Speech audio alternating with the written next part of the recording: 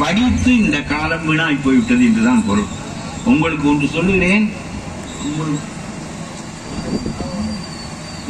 சொல்லுகிறேன், நான் சிறு பையனாக இருக்கிற போது நாற்காலியில் உட்கார்ந்து கூட்டம் கேட்க மாட்டார்கள், கரையில மண்தரையில் உட்கார்ந்து கூட்டம் கேட்பார்கள். அது 1955, 56 போன்ற காலங்கள். அப்பொழுது மக்களிடம் வசதி இல்லை, ரேஷன் கடைகளெல்லாம் இருந்தன. அப்பொழுது மக்கள் சட்டை போட்டிருக்க மாட்டார்கள். பெருவாரியான மக்கள் ஒரு துண்டு மட்டும் போட்டிருப்பார்கள். ஒரு பீடி மடியிலிருந்து எடுத்து அதை உறிஞ்சி கொண்டு அந்த தலைவர் பேசுவதை கேட்டுக்கொண்டிருப்பார்கள். இவன் புறம் வெறுமேனியோடு இருப்பான், வெறும் தரையில உட்கார்ந்து இருப்பான். தலைவர்கள் பேசுவதை இவன் கேட்பான். இவன் படிக்காதவன். தலைவர்களெல்லாம் மிகப்பெரிய அறிவாளிகள். ஜீவானந்தம், பி. ராமமூர்த்தி, ராஜாஜி, காமராஜர், மாப்போ சிவஞானம், அண்ணா, எல்லா மனிதர்களும் படித்தவர்கள்.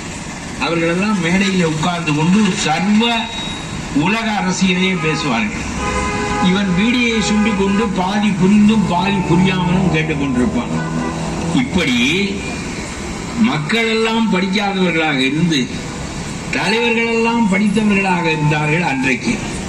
இப்பொழுது மக்கள் எல்லாம் படித்தவர்களாக மாறிவிட்டார்கள், தலைவர்கள் முட்டாள்களாக இருக்கிறார்கள் என்பதுதான் இன்றைய வேதனை என்று சொல்லி, இந்த நல்ல வாய்ப்பை எனக்கு தந்து ஒரு 100 பேருக்காவது இந்த செய்தியை கொண்டு போய் சேருங்கள் என்று சொல்லி ரொம்ப கட்டாயப்படுத்தி என்னை இங்கே கொண்டு வந்து சேர்த்த நம்முடைய பாவேந்தனுக்கும், நம்முடைய ராமதாசனுக்கும், செல்வத்திற்கும் மற்றும் உள்ள நண்பர்களுக்கும் என்னுடைய நெஞ்சார்ந்த நன்றிகளை தெரிவித்துக் கொள்கிறேன். நாம் சேர்ந்து இணைந்து செயல்படுவோம். சிவகுமாரை போன்ற சிறந்த தளபதிகள் உங்களுக்கு கிடைப்பார்கள். திருப்பேரி சுந்தரராஜனை போன்ற ஆற்றல் மிகுந்த ஊழியர்கள் உங்களுக்கு கிடைப்பார்கள்.